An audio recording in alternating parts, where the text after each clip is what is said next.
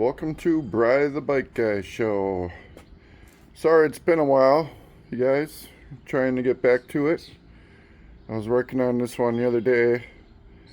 I rigged up the seat post, and that's why you can kind of tell it looks a little junky on there, and it's all the way forward. When I put together, I wasn't thinking about that, and I need to bring it back.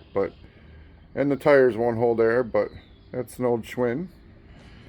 And then we have this.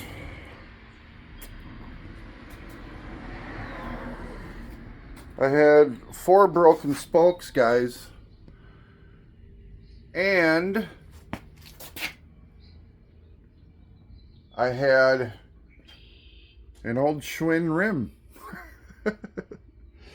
So you can see what I did, because this was my only you can see I have other bicycles here.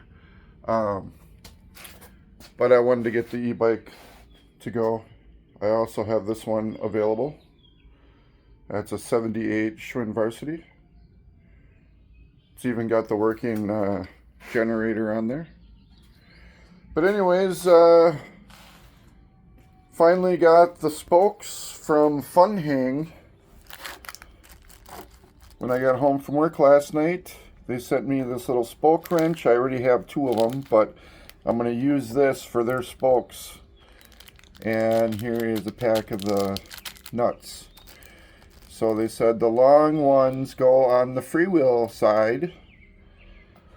So let's get to it.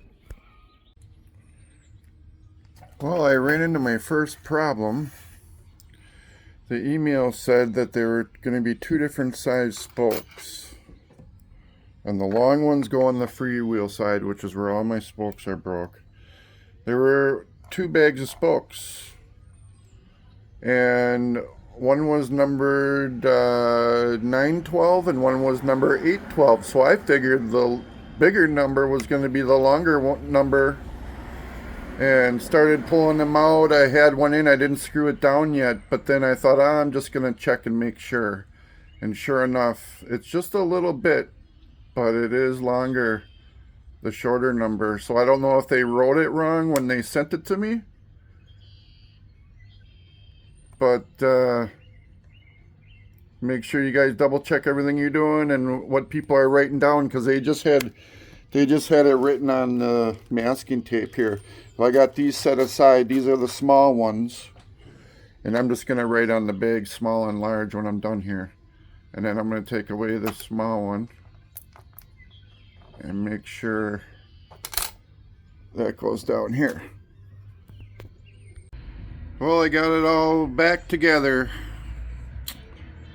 And I got use of my back brakes again. I had them totally disconnected because the rim was wobbling so bad, but now I got a little wobble this way. I still have the front rim from the original bike this came from, so I'm thinking about just re-spoking that rim. For this back rim, I tried to compensate with the tire bead, you know, where that dip was, but not as noticeable as it was. But I hope everybody has a great day. Get out there and ride hard. Got a new trailer. Didn't show you that yet. Sorry it's a mess in here. I need to do some cleaning one day, but too busy. So, with that being said, remember, you can do anything you want. Even if you think you can't, just look it up on YouTube. A lot of times I just get an idea of how to do it on YouTube. I mean, it's so helpful. Alright guys, peace.